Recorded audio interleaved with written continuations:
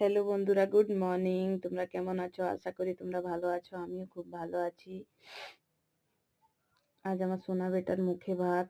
আমরা এসেছি, আমার বোনের ছেলে, আমরা বোনের বাড়িতে এসেছি।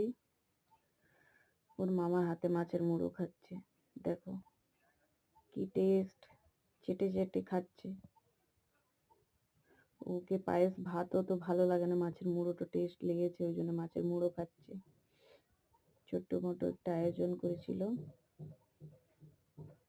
দেখো নিজের হাতেই ধরে ও মুড়োটা খাবে।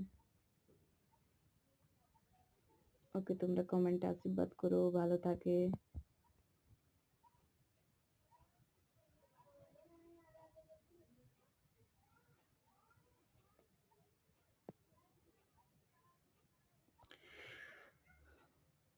ভিডিওটা পছন্দ হলে লাইক করো, কমেন্ট করো, শেয়ার